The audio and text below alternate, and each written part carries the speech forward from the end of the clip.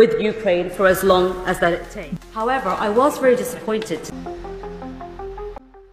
শহর যেন ধ্বংসস্তূপের মতো বিধ্বস্ত, রাজনৈতিক প্রেক্ষাপটও যেন ছিন্নভিন্ন। আর এই বিপর্যয়ের মাঝে মুখোমুখি হলেন শেখ হাসিনার ভাগ্নি টিউলিপ সিদ্দিকী। একসময়ে যুক্তরাজ্যের প্রভাবশালী লেবার পার্টির মন্ত্রী ছিলেন তিনি, কিন্তু শেখ হাসিনা পতনের পর হঠাৎ করে তার চারপাশে ছায়ার মতো ঘনিয়ে আসছে আর্থিক দুর্নীতির অভিযোগ। With Ukraine for as long as that it takes. তবে পদত্যাগ করে মন্ত্রিত্ব থেকে রাজনৈতিকভাবে হয়ে পড়েন দিশেহারা। এমন অবস্থায় বাংলাদেশের অন্তর্বর্তী সরকার প্রধান উপদেষ্টা ডক্টর মোহাম্মদ ইউনূস যখন যুক্তরাজ্য সফরে আসেন, টিউলিপ সাক্ষাৎকারের অনুরোধ জানান, কিন্তু প্রধান উপদেষ্টা সোজাসাপটা না বলে দেন।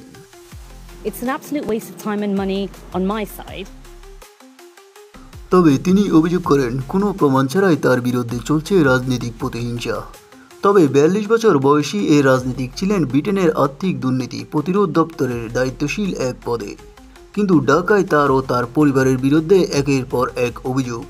রূপপুর পারমাণবিক প্রকল্প থেকে $500 মিলিয়ন আত্মসাৎ, প্লট বরাদ্দর অনিয়ম, এমনকি দুদকের মামলা থেকেও গ্রেপ্তারি পরোয়ানা জারি। তবে টিউলিপ দুর্নীতির দায় থেকে বাঁচার প্রাণপণ চেষ্টা। বিশ্লেষকদের মতে আজ টিউলিপের রাজনৈতিক ভবিষ্যৎ দুয়াশার ভেতরেই হারিয়ে যাচ্ছে। একসময় বাংলাদেশের পরিচয়ে গর্ব করতেন তিনি, আর এখন যোগাযোগটাই যেন কালো মেঘের ছায়ায় হারিয়ে যাচ্ছে। নিউজ বাংলা 29।